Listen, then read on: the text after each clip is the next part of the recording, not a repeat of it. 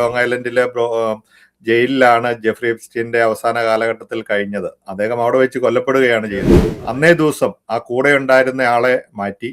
അതുപോലെ തന്നെ അന്ന് ഈ സെല്ലിലുമായിട്ട് ഫോക്കസ് ചെയ്തിരുന്ന 2 ക്യാമറകൾ അന്ന് നിശ്ചലമായി. നമ്മുടെ നാട്ടിൽ നടക്കുന്ന പോലെ ജയിലറയ്ക്കുള്ളിൽ എന്ത് സംഭവിക്കുന്ന ജയിലറുകൾ തന്നെയാണ് നമ്മൾ അമേരിക്കയിലും ഉള്ളത്. ജെഫ്രി എപ്സ്റ്റീന്റെ ഇതൊരു കൃത്യമായ പ്ലാൻഡ് ആയിട്ടുള്ള ഒരു കൊലപാതകം തന്നെയാണെന്നാണ് കൂടുതലും പറയുന്നത്. കാരണം ഹയോയിഡ് ബോണിന് ഒടിഞ്ഞിരിക്കുന്നത് അതൊരിക്കലും ഒരു തൂങ്ങിമരണത്തിൽ ഉണ്ടാകുന്നതല്ല, ആരെങ്കിലും ബലമായിട്ട് കഴുത്ത് ഞെരിക്കുമ്പോൾ ഉണ്ടാകുന്ന ഒടിവുകളാണെന്നുള്ളത് പോസ്റ്റ്മോർട്ടം റിപ്പോർട്ടിൽ വന്നിട്ടുണ്ട്. 1000-ലധികം തവണയാണ് ഈ ഫയലില് ഡൊണാൾഡ് ട്രംപിന്റെ പേര് എടുത്തു പറയുന്നത്. എപ്സ്റ്റീൻ എന്ന് പറയുന്ന വ്യക്തി മരിച്ചിട്ടില്ല. അദ്ദേഹം ഈ രാജ്യങ്ങളെ തമ്മിൽ കണക്ട് ചെയ്യുന്ന, അല്ലെങ്കിൽ വളരെ ഉന്നത നിലയിൽ ബിസിനസ് രംഗത്ത് വലിയൊരു അധോലോകം ഒക്കെ നടത്തിക്കൊണ്ടിരുന്ന ആൾക്കാരെ എല്ലാം ലിങ്ക് ചെയ്യുന്ന ഒരു വലിയ പാലമായിരുന്നു. ഹർദീപ് പുരിയുടെ പേരും ഏതാണ്ട് 400 തവണയൊക്കെ അതിൻ്റെ അകത്ത് പ്രതിപാദിക്കുന്നുണ്ട്. ഇപ്പം ഇന്ത്യയില് അനിൽ അംബാനിയുടെ ആയുധ വ്യാപാരവുമായിട്ട് ബന്ധപ്പെട്ട്, അതായത് ഇവിടെ എല്ലാവിധ ക്രിമിനൽ പ്രവർത്തനങ്ങളും വളരെ വിദഗ്ധമായിട്ട് നടത്താൻ പിന്നെ കോടതിയുടെ ഒരു വിധി വന്നു കഴിഞ്ഞാൽ പിന്നെ അതിനെക്കുറിച്ച് ചോദിക്കാൻ പറ്റിയല്ല. പിന്നെ മരിച്ചതാന്നുള്ളത് ഡിക്ലെയർ ചെയ്തിട്ടില്ല എന്നുള്ളതാണ് നമുക്ക് മനസ്സിലാകുന്നത്. അദ്ദേഹം ഒരു മൊസാദിന്റെ അദ്ദേഹം ജീവിച്ചിരിപ്പുണ്ടെന്നൊക്കെ പറയുന്നതൊക്കെ നമുക്ക് എന്താ, പണ്ട് ജയൻ സിനിമ നടൻ മരിച്ചു കഴിഞ്ഞപ്പോൾ ജീവിച്ചിരിപ്പുണ്ടായിരുന്നു, അല്ലെങ്കിൽ സുഭാഷ് ചന്ദ്രബോസ് ജപ്പാനിൽ ജീവിച്ചിരിപ്പുണ്ട് എന്നൊക്കെ പറയുന്നത് പോലെ ഒരു തമാശ മാത്രമാണ്.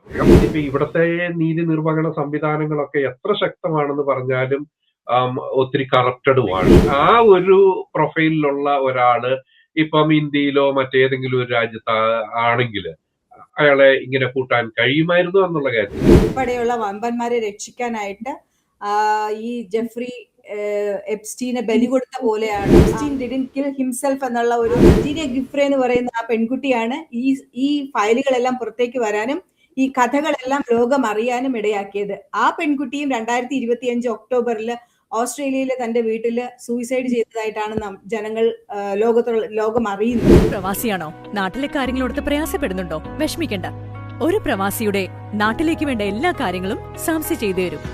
Car rental, driver assistance, airport pickup and drop, air ticketing, visa assistance, notary attestation, Aadhaar card and PAN card application, driving licence renewal, property tax payment, basic land tax payment, property fencing, property documents clearing, birth and death certificate registration, money transferring, അങ്ങനെ നിങ്ങൾക്ക് വേണ്ടുന്നതെല്ലാം. നിങ്ങളുടെ ആവശ്യം അതെന്തുമാകട്ടെ, ഞങ്ങളുടെ 24x7 customer കെയറിൽ വിളിക്കുക. samsi360.com, പ്രവാസികളുടെ സുഹൃത്ത്. ഇനി ടെൻഷനോട് ഗുഡ് ബൈ.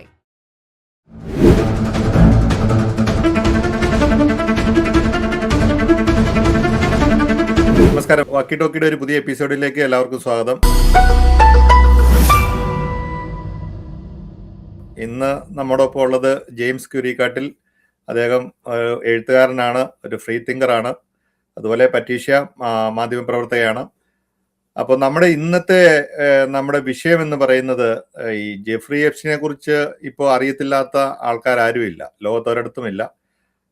നമ്മുടെ ഗവൺമെൻറ് അമേരിക്കയിൽ നമ്മുടെ നിയമപരമായിട്ടുള്ള ചില പ്രശ്നങ്ങൾ കൊണ്ട് ഇതിൻ്റെ ഫയലുകളൊക്കെ പതുക്കെ പുറത്തു വരുന്നു. ഇപ്പോഴും ഒരു 3 ലക്ഷത്തോളം ഫയലുകൾ ഇപ്പോഴും കാണാമറയത്ത് തന്നെ ഇരിപ്പുണ്ട്. അതിൻ്റെ പുറകിലൊക്കെ വലിയ ആൾക്കാരുണ്ട്. ലോകം മുഴുവൻ ഉള്ള വലിയൊരു നെറ്റ്വർക്കിൻ്റെ ഭാഗമായിരുന്നു ജെഫ്രി എപ്സ്റ്റീൻ. ഇപ്പം ഞാനിരിക്കുന്നത് ന്യൂയോർക്കിലാണ്. നമ്മുടെ ഇരിക്കുന്ന ഈ ലോങ് ഐലൻഡിലെ ജയിലിലാണ് ജെഫ്രി എപ്സ്റ്റീന്റെ അവസാന കാലഘട്ടത്തിൽ കഴിഞ്ഞത്. അദ്ദേഹം അവിടെ വെച്ച് കൊല്ലപ്പെടുകയാണ് ചെയ്യുന്നത്. അതായത് 2019 കോവിഡൊക്കെ വരുന്നതിന് ഒരു വർഷം മുമ്പ് 2019 ഓഗസ്റ്റ് മാസം 10 തീയതി രാവിലെയാണ് അൺറെസ്പോൺസീവായിട്ട് ജെഫ്രി എപ്സ്റ്റീന്റെ മൃതദേഹം കാണപ്പെടുന്നത്.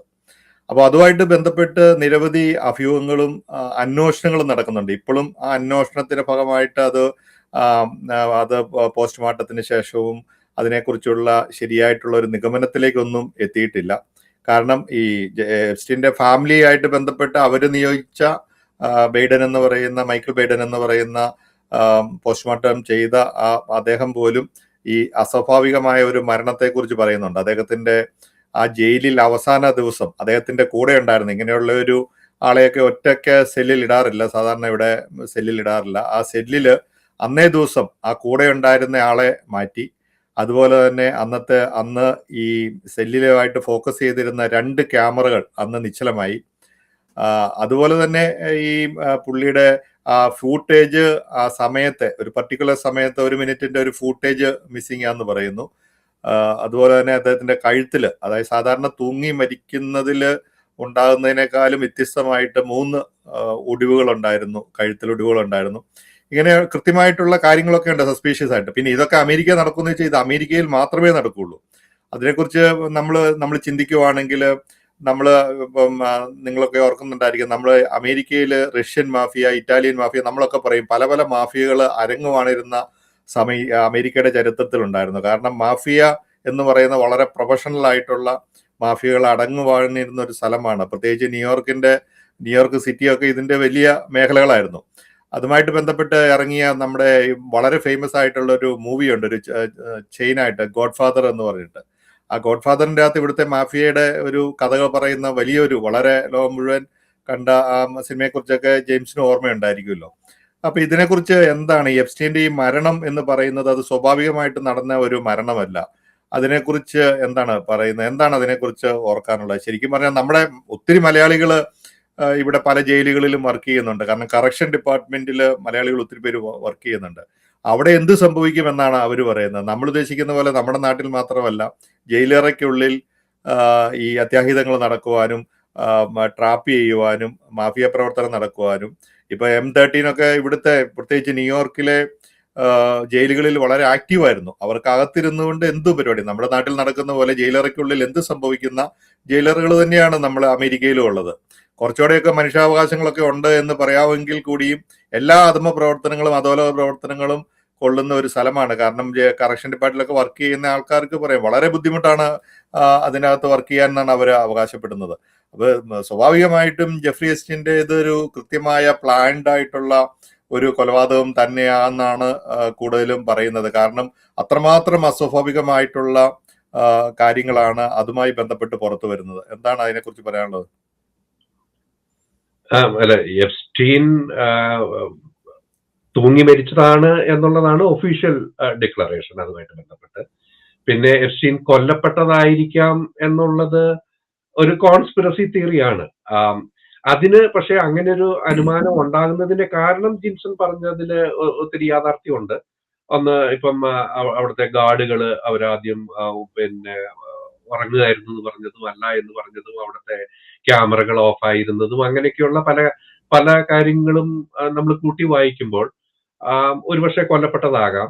കൊല്ലപ്പെടാനുള്ള സാധ്യതകളും ഉണ്ട്. കാരണം ആ കേസ് പിന്നീട് പുനരന്വേഷണം വരുമ്പോൾ വരുന്ന പേരുകളൊക്കെ അദ്ദേഹവുമായി കണക്റ്റഡ് ആയിരുന്നവരൊക്കെ അത്രയും ഹൈ പ്രൊഫൈൽ ആളുകളായിരുന്നു, രാഷ്ട്രീയ രംഗത്തും സാമ്പത്തിക രംഗത്തും ഒക്കെ ഉള്ള ആളുകളായിരുന്നു. അപ്പൊ അതുകൊണ്ട് കൊല്ലപ്പെടാനുള്ള ആ ഒരു സാധ്യതകളും കൂടെ കണക്കിലെടുത്താണ്. പക്ഷെ എങ്കിലും വ്യക്തമായ തെളിവുകൾ കൊല്ലപ്പെട്ടതാണെന്നുള്ളതിന് ഇതുവരെയും ഇല്ല. ഒഫീഷ്യൽ ഡിക്ലറേഷൻ അദ്ദേഹം ആത്മഹത്യ ചെയ്തതാണ്, തൂങ്ങി മരിച്ചതാണ് എന്നുള്ളതാണ്. പരീക്ഷയ്ക്ക് എന്ത് തോന്നുന്നു ഇതിനെക്കുറിച്ച്? പരീക്ഷ ഇതിനെക്കുറിച്ച് വളരെ കുലകഷമായിട്ട് പഠിച്ചിട്ടുണ്ടെന്നുള്ളതാണ് ഞാൻ മനസ്സിലാക്കിയിട്ടിരിക്കുന്നത്. എന്താണ് അതിനെക്കുറിച്ച് പറയാനുള്ളത്? ഇതിലിപ്പോ നമുക്ക് പഠിക്കാനൊന്നുമില്ല ജിൻസെ. ഇതിപ്പോ നമ്മള് ഈ ഫയൽ 2025 ഡൊണാൾഡ് ട്രംപ് പ്രസിഡന്റ് ആയതിനു ശേഷം അദ്ദേഹത്തിനുണ്ടായ ഒരു എന്താ പറയാ, ഒരു പ്രഷറിന് അനുബന്ധിച്ചാണ് അതായത് അത്രയധികം സമ്മർദ്ദം ഉണ്ടായതിനോടനുബന്ധിച്ചാണ് ഈ ഒരു ഫയല് വെളിയിലേക്ക് വന്നിരിക്കുന്നത്. ഇപ്പൊ ജിൻസും ശ്രീ ജെയിംസ് പറഞ്ഞതുപോലെ 3.5 മില്യൺ പേജസ് ഉള്ള അത്രയധികം ഫയലുകൾ വെളിയിലേക്ക് വന്നപ്പോഴത്തേനും നമുക്ക് കാണാൻ പറ്റുന്നത്, നമ്മൾ ഈ സിനിമകളിലൊക്കെ കാണുന്ന പോലെ ഒരു ഈ ഇലുമിനാറ്റി ആണോ എന്നുള്ള അത്രയധികം തോന്നുന്ന വിധത്തിലുള്ള ഭയാനകമായിട്ടുള്ള കാര്യങ്ങളൊക്കെയാണ് പുറത്തു വരുന്നത്. അതോടൊപ്പം തന്നെ ചേർത്ത് വായിക്കാൻ പറ്റുന്ന ഒന്നാണ് ഇപ്പൊ നമ്മളിപ്പോ ഈ ചർച്ചയ്ക്ക് എടുത്തിരിക്കുന്ന ഈ വിഷയം എന്ന് പറയുന്നത്. ഇതിന്റെയൊക്കെ സൂത്രധാരനായിരുന്ന, അല്ലെങ്കിൽ വേറെ എന്തെങ്കിലും പേരിട്ട് വിളിക്കാവുന്ന ജെഫ്രി എപ്സ്റ്റീൻ എന്ന് പറയുന്ന ഈ കഥാനായകൻ മരിച്ചോ, കൊല്ലപ്പെട്ടോ, ജീവിച്ചിരിപ്പുണ്ടോ എന്നുള്ള കാര്യം, ഇത് കോൺസ്പിറസി തിയറി എന്ന് പറയുമ്പോഴത്തേനും നമ്മൾ എന്ത് വിശ്വസിക്കുന്നു എന്നുള്ളതിൽ അടിസ്ഥാനമാക്കിയിരിക്കുന്നു. നമുക്ക് എന്ത് വിശ്വസിക്കാം, എന്തും വിശ്വസിക്കാം. വായിക്കുന്ന വായനക്കാർക്ക് അല്ലെങ്കിൽ ഈ ഫയലിലൂടെ കണ്ണോടിച്ചു പോകുന്നവർക്ക് എന്തും വിശ്വസിക്കാം. ജെഫ്രി എപ്സ്റ്റീൻ എന്ന പേര് കേൾക്കുമ്പോൾ തന്നെ നമുക്ക് ആദ്യം വരുന്നത് ഈ സെക്സ് ട്രാഫിക്കിങ്ങിനെ കുറിച്ചാണ്. കാരണം അദ്ദേഹത്തിന് ആദ്യം ജയിലിൽ അടച്ചതും രണ്ടാമത് ജയിലിൽ അടച്ചതും ഒക്കെ ഈ ഒരു കേസിനെ ആസ്പദമാക്കിയിട്ടാണ് അദ്ദേഹത്തിന് ജയിലിൽ അടയ്ക്കുന്നത്. ഈ ജിൻസ് നേരത്തെ സൂചിപ്പിച്ചതുപോലെ തന്നെ ഈ ജയിലിൽ ഉണ്ടായിട്ടുള്ള എന്താ പറയാ കാര്യങ്ങള്, സെൽമേറ്റ് ഉണ്ടാവാതിരിക്കുക, അദ്ദേഹത്തിന് ക്യാമറ ഇല്ലാതിരിക്കുക, അദ്ദേഹത്തിന്റെ പിന്നെ മരണസമയത്തുണ്ടായ ആ പിന്നെ എന്താ പറയാ ഹയോയിഡ് ബോണിന് ഒടിഞ്ഞിരിക്കുന്നത്, അതൊരിക്കലും ഒരു തൂങ്ങി മരണത്തിൽ ഉണ്ടാകുന്നതല്ല, ആരെങ്കിലും ബലമായിട്ട് കഴുത്ത് ഞെരിക്കുമ്പോൾ ഉണ്ടാകുന്ന ഒടിവുകളാണെന്നുള്ളത് പോസ്റ്റ്മോർട്ടം റിപ്പോർട്ടിൽ വന്നിട്ടുണ്ട്.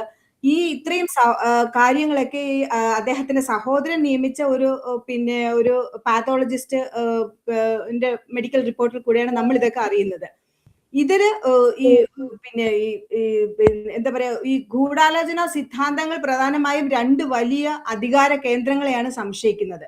ഒന്ന് വന്നിട്ട് നമുക്ക് എല്ലാവർക്കും അറിയാവുന്ന പോലെ തന്നെ ഈ ക്ലിന്റന്റെ കോൺസ്പിറസി തിയറി പറയുന്നുണ്ട്. കാരണം ക്ലിന്റന്റെ ഫാമിലിയും ക്ലിന്റനൊക്കെ ഇതിൽ ഉൾപ്പെട്ടത് കാരണം അവരുടെ അധികാര കേന്ദ്രത്തിൽ ഇരുന്നു കൊണ്ട് ഇദ്ദേഹത്തിന് എന്തെങ്കിലും സംഭവിച്ചിട്ടുണ്ടോ എന്നുള്ള രീതിയിലുള്ള സംസാരം വരുന്നുണ്ട്.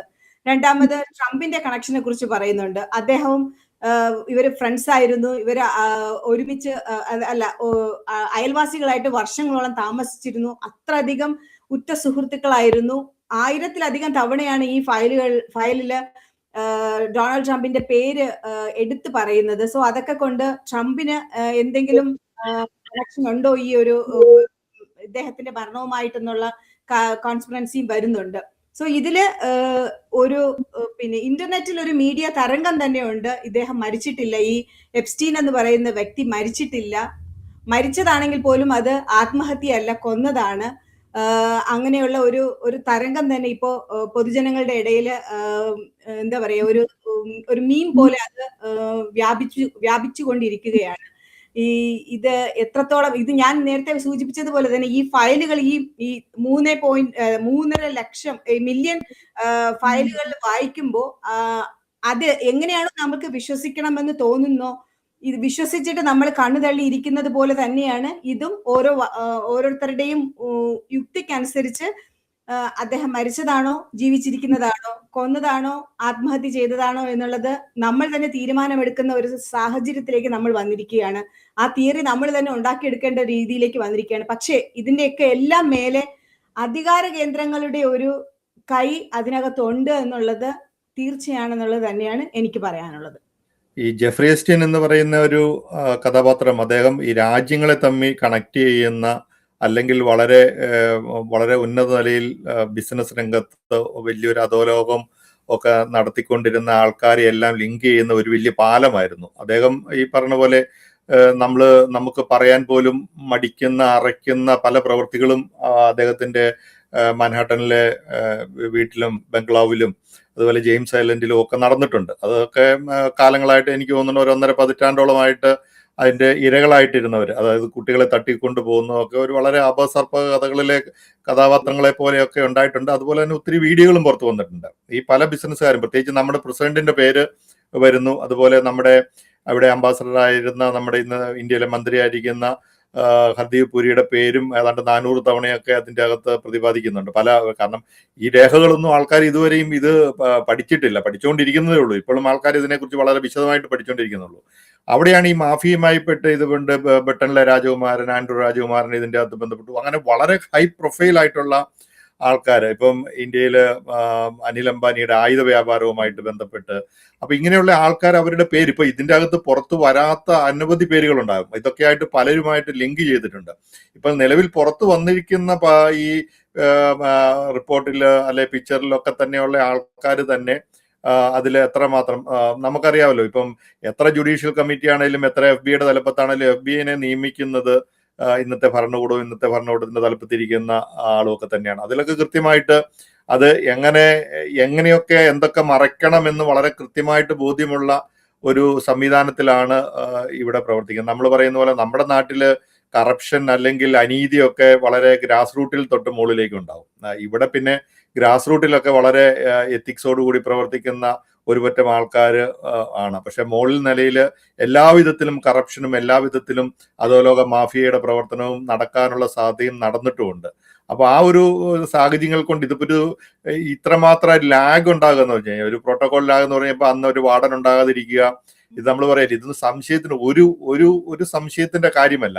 അപ്പൊ ഇതുമായിട്ട് ബന്ധപ്പെട്ട് നിൽക്കുന്ന ഈ രാജ്യങ്ങളുടെ തലപ്പത്തിരിക്കുന്ന ആൾക്കാരൊക്കെ വളരെ പവർഫുൾ ആണ്. അവർക്കിപ്പോ ഈ പറഞ്ഞ പോലെ ഇവിടുത്തെ ജയിലുകളിലെ സംവിധാനങ്ങളെയൊക്കെ വിലക്കെടുക്കാനോ അതിനെയൊന്നും മറയ്ക്കാനോ അത്രമാത്രം ബുദ്ധിമുട്ടുള്ള ഒരു കാര്യമല്ല. അപ്പം ഈ മരണത്തെക്കുറിച്ച് ഇപ്പോഴും ഇതൊരു കോൺസ്പിറസി ആയിട്ടല്ല, കാരണം അത് കൃത്യമായിട്ട് അതിനെ ഒരു തെളിവ് സഹിതം പുറത്തു വരാതെ രീതിയിൽ, ഇപ്പം നമ്മളെ ഉദാഹരണമായിട്ട് പറഞ്ഞാൽ, നമ്മൾ ചിക്കാഗോയിൽ ഇപ്പൊ ജെയിംസ് ഓർക്കുന്നുണ്ടായിരിക്കും, ഒരു മലയാളി പയ്യൻ കൊന്നു കളഞ്ഞ ഒരു സംഭവം ഉണ്ടായിരുന്നു. ബോഡി ഒരു തണുത്ത ഐസിന്റെ മുകളിൽ നിന്ന് ഒരു തണുത്ത, എനിക്ക് തോന്നുന്നു ഡിസംബറിലെ ഒരു മാസത്തിലായിരുന്നു. ആ അമ്മയും നമ്മുടെ മലയാളി സമൂഹവും കൂട്ടായിട്ട് വളരെയധികം പ്രവർത്തിച്ചു. ആ കേസിനെ ഇത് നടക്കുന്നത് ഈ 21-ാം നൂറ്റാണ്ടിലാണെന്ന് ആലോചിച്ച് നോക്കണം. ആ കേസിൽ ആ പോലീസും അല്ലെങ്കിൽ ആ സംവിധാനങ്ങളും മുഴുവൻ ആ കേസ് തേച്ചു മായ്ച്ച് കളയാനായിട്ട് വളരെ ക്ലിയർ ആയിട്ട് എവിഡൻസ് ഉള്ള ഈ ബോഡി ചുമന്നുകൊണ്ട് വരുന്നതും കൊണ്ടുപോകുന്നതും ഒക്കെ പോലീസ് വണ്ടി കാണുകയും ഇവരെ കൈ നിർത്തുകയും ചെയ്തിട്ട് പോലും ആ കേസൊക്കെ തേച്ചു മായ്ച്ച് കളയാനായിട്ട്. അതുപോലെ തന്നെ ഫ്ലോറിഡയിൽ നമ്മുടെ ഒരു മലയാളി പയ്യൻ കടലിൽ മിസ്സിംഗ് ആയിപ്പോയി, ആളുടെ ബോഡി പോലും കിട്ടിയിട്ടില്ല. ആ സംഭവം അറിയാം, നമ്മുടെ മലയാളി സമൂഹമൊക്കെ വളരെ ഇടപെട്ട സംഭവങ്ങളാണ്. അതായത് ഇവിടെ എല്ലാവിധ ക്രിമിനൽ പ്രവർത്തനങ്ങളും വളരെ വിദഗ്ധമായിട്ട് നടത്താൻ പിന്നെ കോടതിയുടെ ഒരു വിധി വന്നു കഴിഞ്ഞാൽ പിന്നെ അതിനെക്കുറിച്ച് ചോദിക്കാൻ പറ്റിയല്ല, പിന്നെ അതിനെക്കുറിച്ച് ചോദ്യമില്ല. അപ്പൊ ആ രീതിയിൽ ഈ ഒരു കാലഘട്ടത്തിലും ഇവിടെ ഇതുപോലെയുള്ള വിഷയങ്ങൾ നടക്കുന്നിടത്ത് ഇതിനൊരു കോൺസ്പിറസി തിയറിയാന്ന് പറഞ്ഞ് നമുക്ക് തള്ളിക്കളയാൻ പറ്റില്ല. കാരണം ഇത്ര കൃത്യമായിട്ടൊരു എവിഡൻസ് ഇപ്പം അവരുടെ ഫാമിലി തന്നെ അറേഞ്ച് ചെയ്ത, ഇപ്പം ആ ജഡ്ജ് അത് ആ പോസ്റ്റ്മോർട്ടത്തിൽ ഇത് ഡിക്ലെയർ ചെയ്തിട്ടില്ല എന്നുള്ളതാണ് നമ്മൾ മനസ്സിലാക്കിയിരിക്കണം. പോസ്റ്റ്മോർട്ടത്തിൽ ഇപ്പോഴും ആ റിസൾട്ട്, അതായത് തൂങ്ങി മരിച്ചതാന്നുള്ളത് ഡിക്ലെയർ ചെയ്തിട്ടില്ല എന്നുള്ളതാണ് നമുക്ക് മനസ്സിലാകുന്നത്. അപ്പൊ ഇങ്ങനെയുള്ള വിഷയങ്ങൾ ഇവിടെ നടക്കുന്നുണ്ട്. അപ്പം പ്രത്യേകിച്ച് ഈ ന്യൂയോർക്കിലെ ജയിൽ, കാരണം മറ്റുള്ള ജയിലുകളെ അപേക്ഷിച്ച് ന്യൂയോർക്കിലെ ജയിലുകളിൽ കുറച്ചുകൂടി മാഫിയ പ്രവർത്തനങ്ങളൊക്കെ കാലാകാലങ്ങളായിട്ട് നടക്കുന്നുണ്ട്. ഇത്രയും വലിയ ഉന്നതരായിട്ടുള്ള ഒന്നും രണ്ടും ആൾക്കാരല്ല, ലോകത്തിന്റെ പല വലിയ രീതിയിലുള്ള രാജ്യങ്ങളുമായിട്ടും മാഫിയകളുമായിട്ടും ബന്ധപ്പെട്ട് നിൽക്കുന്ന ആൾക്കാരൊക്കെ ഈ ജെയിംസ് ഐലൻഡിൽ പോവുകയും അദ്ദേഹത്തിന്റെ അവിടെ നടന്ന അനാശാസ്യ പ്രവർത്തനങ്ങളിലും വളരെ മോശമായിട്ടുള്ള പ്രവർത്തനങ്ങൾ ഇതൊക്കെ വളരെ കൃത്യമായിട്ട് വെളി വന്നതാണ്. അതിൻ്റെ അകത്തൊക്കെ ഭാഗവാക്കായിട്ടുണ്ട്. അവർക്കൊക്കെ ഇത് മറക്കേണ്ടതിന്റെ ഭാഗമായിട്ട് ഇത്ര വളരെ ക്രൂരമായിട്ടുള്ള, കാരണം പിന്നെ ഈ തെളിവ് അവശേഷിപ്പിക്കുക എന്ന് പറഞ്ഞാൽ ഇദ്ദേഹത്തിനെ ഒഴിവാക്കുക എന്നുള്ളതാണ്. പിന്നെ കോൺസ്പിറസി തിയറി എന്ന് പറഞ്ഞാൽ നമുക്ക് അതിൻ്റെ അകത്ത് പറയാൻ പറ്റുന്നത് അദ്ദേഹം ഒരു മൊസാദിന്റെ ചാരനാണ്. മൊസാദാണ് ഇങ്ങനെയുള്ള ഓപ്പറേഷൻസ് വളരെ കൃത്യമായിട്ട് അവരുടെ പ്രവർത്തനങ്ങൾ ആ രീതിയിൽ കൊണ്ടുപോകാനായിട്ട് നടത്താനുള്ള സാധ്യതയുണ്ട്. കാരണം മൊസാദിന്റെ പല ഓപ്പറേഷനുകളും സ്ത്രീകളും ഇങ്ങനെയുള്ള വിഷയങ്ങൾ, പക്ഷെ അവരും ഈ പറഞ്ഞ പോലെ ഇല്ലീഗലായിട്ട് പിള്ളേരെയൊക്കെ ഉപയോഗിച്ചുകൊണ്ട് സാധാരണ അങ്ങനെ അവരുടെ ഒരു ഓപ്പറേഷനിൽ സാധിക്കാറില്ല. അദ്ദേഹം മറ്റിടത്ത് ജീവിച്ചിരിക്കുന്നു ഉണ്ടെന്നൊക്കെ പറയുന്നത് ഒരു കോൺസ്പിറസി തിയറി ആയിട്ട് നടക്കാം. പക്ഷെ ഇദ്ദേഹത്തിന്റെ മരണം ഒരു നല്ല ശതമാനത്തോടും അത് ഒരു കൊലപാതകത്തിനുള്ള സാധ്യത തന്നെയാണ്. കൊലപാതകം നടത്താനുള്ള ആൾക്കാർ ഇതൊക്കെയാണ്. എന്താണ് ജെയിംസ് തോന്നുന്നത് ഇതിനെക്കുറിച്ച് കൂടുതലായിട്ട്? അല്ല, ഈ കോൺസ്പിറസി തിയറി ഞാൻ പറഞ്ഞത് അതിനാണ്. ഇപ്പം പട്രീഷ്യ നേരത്തെ പറഞ്ഞ പോലെ അദ്ദേഹം ജീവിച്ചിരിപ്പുണ്ടെന്നൊക്കെ പറയുന്നതൊക്കെ നമുക്കെന്താ, പണ്ട് ജയൻ സിനിമ നടൻ മരിച്ചു കഴിഞ്ഞപ്പോൾ ജീവിച്ചിരിപ്പുണ്ടായിരുന്നു, അല്ലെങ്കിൽ സുഭാഷ് ചന്ദ്രബോസ് ജപ്പാനിൽ ജീവിച്ചിരിപ്പുണ്ട് എന്നൊക്കെ പറയുന്നത് പോലെ ഒരു തമാശ മാത്രമാണ്. അദ്ദേഹം മരണപ്പെട്ടു, ഒന്നുകിൽ ആത്മഹത്യ ചെയ്തു അല്ലെങ്കിൽ കൊല്ലപ്പെട്ടു. അതാണ് യാഥാർത്ഥ്യം. പക്ഷെ ഇവിടെ നമുക്ക് കൊല്ലപ്പെട്ടതാണെന്ന് അനുമാനിക്കാൻ പറ്റുന്ന ഒത്തിരിയേറെ സാഹചര്യങ്ങളുണ്ട്. അതിപ്പം ജിൻസ് പറഞ്ഞു കഴിഞ്ഞു. നമുക്കറിയാം, ഇതിപ്പോ ഇവിടത്തെ നീതി നിർവഹണ സംവിധാനങ്ങളൊക്കെ എത്ര ശക്തമാണെന്ന് പറഞ്ഞാലും ഒത്തിരി കറപ്റ്റഡുമാണ്. അങ്ങനെയുള്ള എത്രയോ കേസുകളുണ്ട്. ഇപ്പൊ എത്രയോ നിരപരാധികൾ ഇവിടെ ഡെത്ത് സെന്റൻസിന് വിധേയമാകുകയും പിന്നീട് അവര് നിരപരാധിയാണെന്ന് അവരുടെ ഡെത്ത് സെന്റൻസിന് ശേഷം, അവർ കൊല്ലപ്പെട്ടതിന് ശേഷം അത് തെളിയുകയൊക്കെ ചെയ്യുന്ന ധാരാളം സംഭവങ്ങളുണ്ട്. അതുപോലെ എനിക്ക് ഓർമ്മ വരുന്ന വേറൊന്ന്, മറ്റേ ജെന്നിഫർ വെബിന്റെ ഫോർഗീവ് മീ എന്ന് പറയുന്ന ആ പുസ്തകത്തിലൊക്കെ പറയുന്ന ഒരു സെക്ഷൽ അസോൾട്ട്, ഒരാളെ മറ്റു ചില കാരണങ്ങൾ കൊണ്ട് ഫ്രെയിം ചെയ്തതിന് ശേഷം പിന്നെ അവര് തന്നെ, സർവൈവർ എന്ന് പറയുന്ന അവര് തന്നെ പിന്നീട് പോയിട്ട് കോടതിയോട് സത്യം തുറന്നു പറയുകയാണ്, ഇത് ഞാൻ അയാളെ ഫ്രെയിം ചെയ്തതാണ്, അയാൾ എന്നെ റേപ്പ് ചെയ്തിട്ടില്ല എന്ന് പറഞ്ഞപ്പോഴും കോടതി അത് കേൾക്കാനായിട്ട് തയ്യാറാകുന്നില്ല. പിന്നെയും ആ മനുഷ്യന് ജയിലിൽ കിടന്ന ഒരു സംഭവമുണ്ട്. അപ്പം അതിന് ആ സംഭവങ്ങൾ പറഞ്ഞുകൊണ്ട് അവർ എഴുതിയ ആത്മകഥയായിരുന്നു ഫോർഗീവ് മീ. അപ്പൊ അതൊക്കെ വെച്ച് നമ്മൾ നോക്കുമ്പോൾ എത്ര എത്ര എന്തെല്ലാം സംഭവങ്ങൾ ഇവിടുത്തെ സംവിധാനങ്ങളിലുണ്ട്. പക്ഷെ ഞാൻ എന്തൊക്കെയായാലും ഇതിന്റെ മറുവശം നമ്മൾ അതിനെക്കുറിച്ചൊക്കെ പറയുമ്പോഴും ഇത്രയും പവർഫുൾ ആയ ഒരു മനുഷ്യൻ, അയാളെ ആദ്യം അറസ്റ്റ് ചെയ്യുകയും പിന്നീട് അദ്ദേഹത്തിന്റെ ഈ എപ്സ്റ്റീന്റെ ആ പവർഫുൾ പൊളിറ്റിക്കലിലും പിന്നെ മണി വൈസ് ആയിട്ടുള്ള പവർ കൊണ്ട് മാത്രമാണ് വെറും 18 മാസത്തെ ജയിൽ ശിക്ഷ കൊണ്ട് ഇളവ് കിട്ടി അയാൾ പുറത്തു വന്നത്. പക്ഷെ വീണ്ടും അയാളെ അറസ്റ്റ് ചെയ്യാൻ ഇടയാകുന്ന ഒരു സാഹചര്യത്തിലേക്കൊക്കെ ഉണ്ടായി എന്ന് പറയുന്നത് ഇവിടെ അതിന് സാധിച്ചു എന്നുള്ളത് ഇത്രയും ലോകത്തിലെ തന്നെ ഏറ്റവും ഉയർന്ന പൊളിറ്റീഷ്യന്മാർ, ഇപ്പൊ ഇവിടുത്തെ തന്നെ നമുക്കറിയാം ബിൽ ക്ലിന്റനും ഈ പറയുന്ന ട്രംപും ഇപ്പോഴത്തെ പ്രസിഡന്റും എല്ലാം അയാളുടെ ഫ്രണ്ട്സ് ആയിരുന്നു, അദ്ദേഹമായിട്ട് കണക്റ്റഡ് ആയിരുന്നു. ഇപ്പൊ നേരത്തെ ആൻഡ്രൂ രാജകുമാറിന്റെ കാര്യമൊക്കെ പറഞ്ഞു. അതുപോലെ പല രാജ്യങ്ങളിലെ, അതേപോലെ തന്നെ ഇവിടുത്തെ തന്നെയുള്ള ബിസിനസ് ടൈക്കൂൺസ്, ഇപ്പം ബിൽ ഗേറ്റ്സിനെ പോലുള്ളവരൊക്കെ അസോസിയേറ്റഡ് ആയിരുന്നു. അപ്പൊ അത്രയും ഹൈ പ്രൊഫൈൽ ആയിട്ടുള്ള ബന്ധങ്ങളൊക്കെയുള്ള പൊളിറ്റിക്കൽ കണക്ഷൻസ് ഉള്ള ഏറ്റവും വലിയ കോർപ്പറേറ്റ് സിഇഒമാരും ഒക്കെ ആയിട്ട് ബന്ധമൊക്കെയുള്ള അത്രയും വലിയൊരു ആ ഒരു നിലവാരത്തിലുള്ള ഒരു മനുഷ്യൻ അയാളെ അവസാനം അയാളെ അറസ്റ്റ് ചെയ്ത് അയാൾക്ക് അത്രയും നല്ലൊരു ഡീല് കിട്ടി അയാൾ പുറത്തു വന്നു. അതൊക്കെ വലിയ കറപ്ഷൻ തന്നെയായിരുന്നല്ലോ. കാരണം ഇത്രയേറെ കുറ്റകൃത്യങ്ങൾ ഉണ്ടായിരുന്നിട്ടും വെറും 18 മാസത്തെ ശിക്ഷ മാത്രം കിട്ടി അയാൾക്ക് പുറത്തു വരാനൊക്കെ കഴിഞ്ഞത്. അയാളെ വീണ്ടും ആ കേസ് കുത്തിപ്പൊക്കാനും പിന്നെയും അറസ്റ്റ് ചെയ്യാനും പിന്നെ ഒരിക്കലും അയാൾ പുറത്തു വരില്ല എന്നുള്ള രീതിയിൽ കൂടെ അകത്താകുന്ന ഒരു സിറ്റുവേഷൻ വരുന്ന സാഹചര്യം ഉണ്ടായി. അതിനെ ഞാൻ ഇവിടുത്തെ ആ ഒരു നിയമ സംവിധാനങ്ങളെ അല്ലെങ്കിൽ നീതി നിർവഹണ സംവിധാനങ്ങളെ ഞാൻ അഭിമാനത്തോടു കൂടി തന്നെയാണ് കാണുന്നത്. ഇല്ലെങ്കിൽ ആ ഒരു പ്രൊഫൈലിലുള്ള ഒരാള് ഇപ്പം ഇന്ത്യയിലോ മറ്റേതെങ്കിലും ഒരു രാജ്യത്ത് ആണെങ്കിൽ അയാളെ ഇങ്ങനെ കൂട്ടാൻ കഴിയുമായിരുന്നു എന്നുള്ള കാര്യത്തിൽ എനിക്ക് സംശയമുണ്ട്.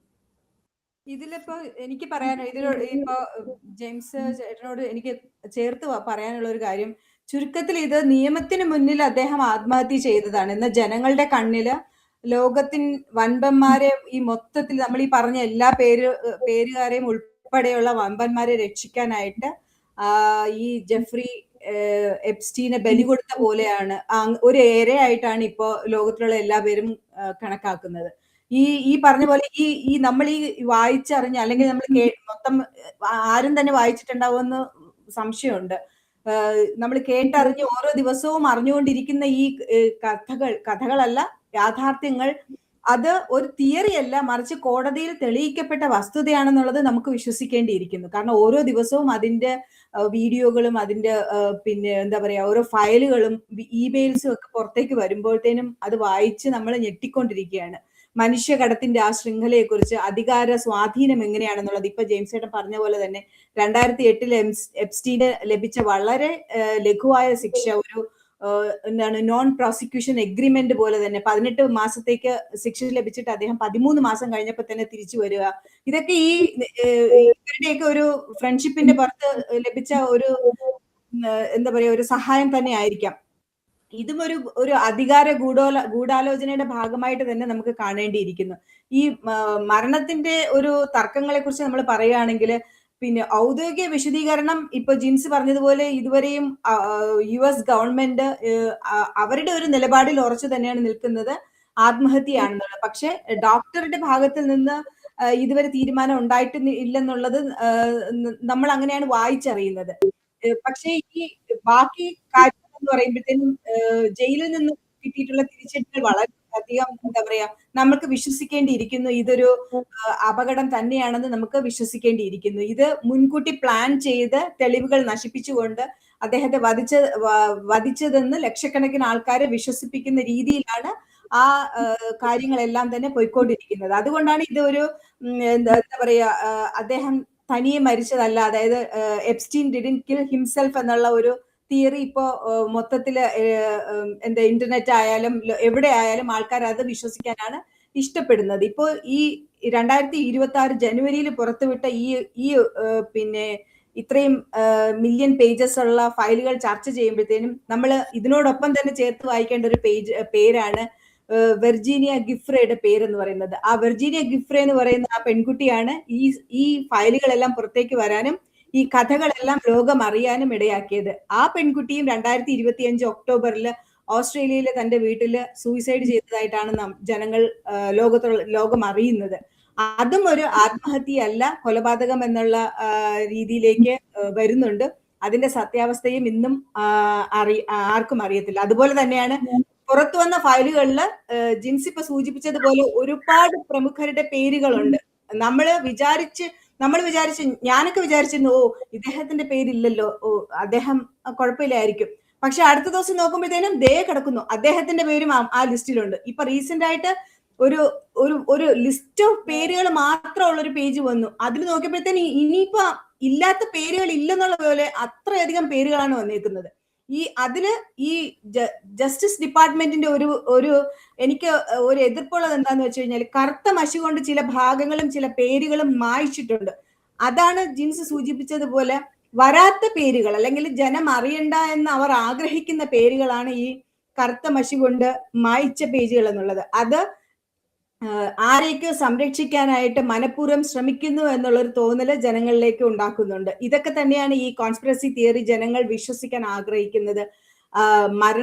സ്വയം മരിച്ചതല്ല, ഇത് ആരാലോ കൊല്ലപ്പെട്ടതാണെന്ന് വിശ്വസിക്കാൻ എന്നാണെങ്കിലും ഈ കാലഘട്ടത്തില് ഈ ചരിത്രത്തിൽ ഏറ്റവും കൂടുതൽ വളരെ ഒരു കറുത്ത അധ്യായം രേഖപ്പെടുത്തിക്കൊണ്ടാണെങ്കിലും ഇതിന്റെ വരുന്ന ആളുകളിൽ ഇതിന്റെ ഇനിയും മറച്ചു വെക്കപ്പെട്ട, അതായത് കറുത്ത മഷികളാൽ മായ്ക്കപ്പെട്ട ചരിത്രങ്ങളെല്ലാം, പ്രത്യേകിച്ച് അമേരിക്കയിലെ ഈ ഒരു ഭരണം, ട്രംപിന്റെ നേതൃത്വത്തിലുള്ള ഈ ഭരണമൊക്കെ മാറിയതിന് ശേഷവും അമേരിക്കയുടെ ചരിത്രത്തിൽ അങ്ങനെ ഒന്നും ഒരു പരിധി വരെയും മറച്ചു വെക്കാൻ പറ്റിയിട്ടില്ല. അപ്പൊ ക്ലാസിഫൈഡ് ആയിട്ടുള്ള ഡോക്യുമെന്റ്സ് വരെ പുറത്തു വരുന്നു. ഇപ്പൊ ജെയിംസ് പറഞ്ഞതുപോലെ ഇതിൻ്റെ അകത്ത് ഈ എത്രയൊക്കെ കാര്യങ്ങൾ ഉണ്ടെങ്കിൽ തന്നെയും ഇവിടെ ഒരു സിസ്റ്റം ഉണ്ട്. ഈ സിസ്റ്റത്തിന്റെ അകത്ത് വന്നു കഴിഞ്ഞാൽ ആ സിസ്റ്റം ചില കാര്യങ്ങളിൽ നീതിമാന്മാരായിട്ടുള്ള കുറച്ച് ആൾക്കാരെങ്കിലും ഉള്ളത് കൊണ്ടാണ് പല കാര്യങ്ങളും പുറത്തേക്ക് വരുന്നത്.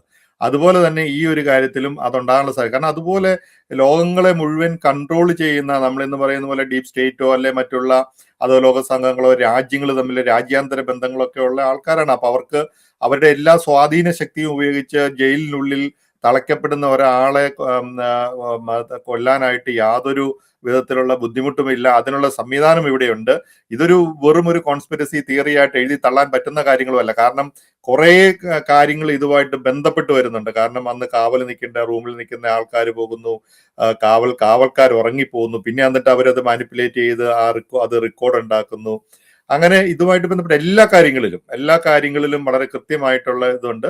പിന്നെ ഇത് അങ്ങനെയല്ല, അദ്ദേഹം തൂങ്ങി മരിക്കപ്പെട്ടതാണെന്ന് ഒരു സംവിധാനം മുഴുവൻ ഏറ്റു പറഞ്ഞാൽ അതുകൊണ്ട് ആ രീതിയിൽ അതിനെക്കുറിച്ച് ചിന്തിക്കാൻ പറ്റില്ല. എനിവേ, വരും കാലങ്ങളിൽ ഇത് ചരിത്രത്തിന്റെ ഒരു ഭാഗമായിട്ട് തന്നെ ചരിത്രത്തിന്റെ ഒരു ചേഞ്ച് വരുത്തക്ക രീതിയിലുള്ള അത്രമാത്രം ക്രൂരതയാർന്ന, അത്രമാത്രം ആൾക്കാർ ഇൻവോൾവ് ചെയ്ത ഒരു വലിയ ക്രൈമാണ്. അത് പുറത്തു വരുമെന്ന് നമുക്ക് പ്രതീക്ഷിക്കാം. എനിവേ, ഈ ജെഫ്രി എപ്സ്റ്റീന്റെ കൊലപാതകവും അതുപോലെ തന്നെ പുറത്തേക്ക് വരട്ടെ എന്ന് നമുക്ക് ആശംസിക്കാം. നന്ദി, നമസ്കാരം. ഇത്രയുള്ള കാര്യം. വേണമെങ്കിൽ തൻ്റെ പപ്പയും മമ്മിയും ഇങ്ങോട്ട് വരും. അവരുടെ പ്രശ്നങ്ങൾ ഇവരെ ഏൽപ്പിച്ചാൽ മതി. സാംസി എന്ന് പറഞ്ഞാൽ സപ്പോർട്ട്, അസിസ്റ്റൻസ്, മാനേജ്മെന്റ്, കെയർ. ഇപ്പോൾ നാട്ടിലുള്ള സ്ഥലത്തിന് എന്തെങ്കിലും ലീഗൽ ഇഷ്യൂസ് ഉണ്ടെന്ന് കരുതുക, ഇവർ ക്ലിയർ ചെയ്ത് തരും. ബിസിനസ് തുടങ്ങണോ, കൃഷി ഇറക്കണോ, വീടും സ്ഥലവും വൃത്തിയാക്കണോ, ഇനി അതല്ല പുതിയൊരു വീട് വാങ്ങി വാടകയ്ക്ക് കൊടുക്കണോ, ഇനി ഉള്ള വീട് സ്ഥലവും വിറ്റ് പുതിയത് വാങ്ങിക്കണം, ഇങ്ങനെയുള്ള ഒരു പ്രവാസിയുടെ എല്ലാ പ്രശ്നങ്ങളുടെയും ഉത്തരമാണ് സാംസി. സാംസി 360.comന്റെ സേവനങ്ങൾക്ക് പരിധിയില്ല. വസ്തു വാങ്ങുവാനും വിൽക്കുവാനും വാടകയ്ക്ക് നൽകുവാനും സാംസിക്ക് കഴിയും. നിങ്ങളുടെ ആവശ്യം എന്തുമാകട്ടെ, ഞങ്ങളുടെ 24/7 കസ്റ്റമർ കെയർ സർവീസിൽ വിളിക്കുക. സാംസി 360.com, പ്രവാസികളുടെ സുഹൃത്ത്. ഇനി ടെൻഷനോട് ഗുഡ് ബൈ.